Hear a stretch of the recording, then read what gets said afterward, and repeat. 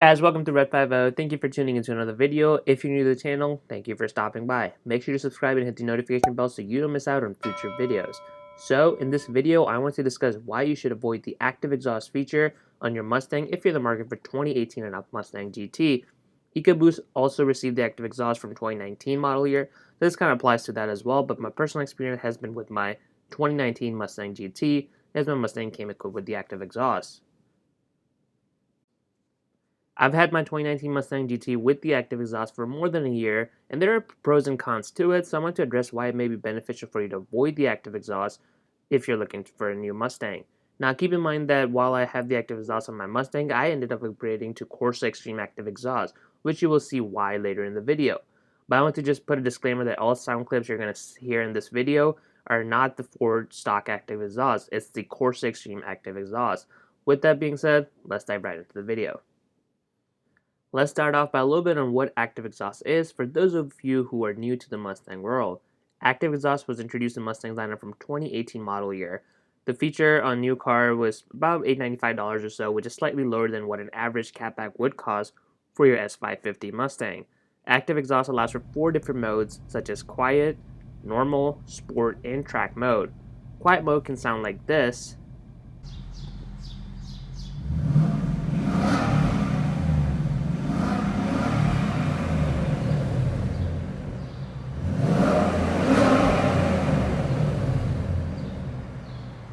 while the track mode can sound like this.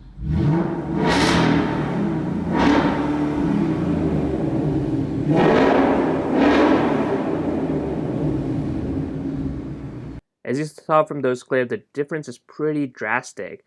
Now keep in mind that this is the Corsa Extreme Active Catback exhaust, not the stock Ford Active exhaust. Corsa Extreme is one of the loudest exhaust setup you can get, but you saw how quiet that was in quiet mode. It's almost like having 2 different personalities in one car, which I absolutely love.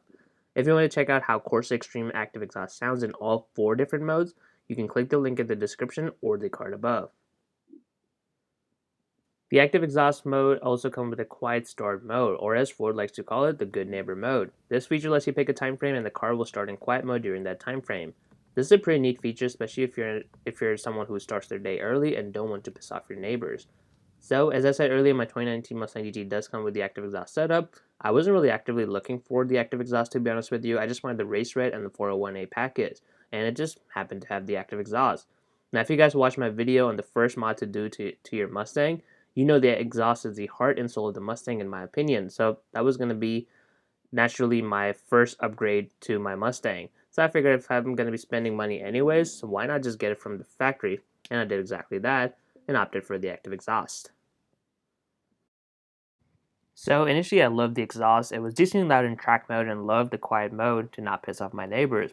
But it was just missing the roar that I would expect the Mustang to have because it was loud, but not muscle car loud, if that makes sense. And by no means I'm someone who would be running catless full exhaust setup, just driving around town, just trying to get attention. This is my daily driver, so I want it to be loud, but also be a little bit tame. So I don't want it to be obnoxiously loud, but I still want it to be loud, if that makes sense.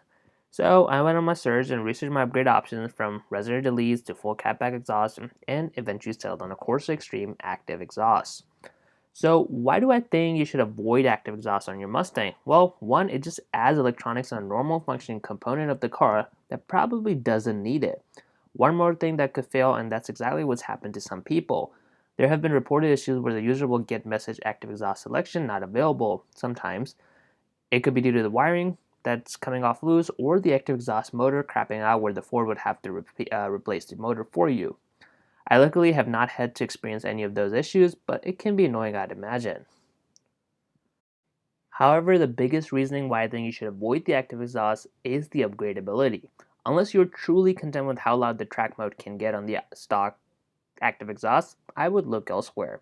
Aftermarket is still playing catch up with these active exhausts, so while an average catback would cost about $800 or so for the S550 Mustang, the average price of aftermarket catback exhaust with the active exhaust can be around $1,500 or so, which is much higher than the normal ones without the active exhaust. It's almost double the price, to be honest. Not to mention you're really limited on options right now as the aftermarket hasn't fully capitalized on this active exhaust just yet.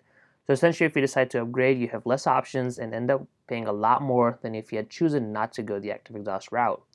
Resident Elite seems to be a more cost-effective option for the active exhaust, but based on what I've heard, they tend to be louder but not enough to justify cutting up your stock exhaust. Resident Elite can be had for under $200 easily, but I personally don't really think they're that much louder, and the tone doesn't really change much, and you don't really get a typical Coyote sound out of those.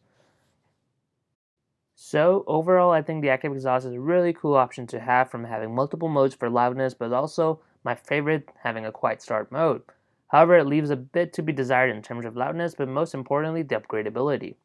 As most Mustang owners I know will want to upgrade their Mustang, active exhaust can be a hindrance due to limited options and being more expensive than the traditional exhaust systems out there. So unless you live in a really quiet neighborhood or maybe an apartment complex and don't want to piss off your neighbors, I would look elsewhere for your exhaust options, because aftermarket you can have so many different options in terms of loudness and be pretty much, half of the cost of the active exhaust. So if you decide to go active exhaust, make sure you're satisfied with the loudness before you buy the car, because once you get it, the upgrading options can be very limited and can be pretty expensive. Well guys, there you have it. I hope you enjoyed this video, helping you making the decision for the active exhaust. Let me know in the comments below what you think about the active exhaust. Make sure to like and subscribe to Red 50 for future videos.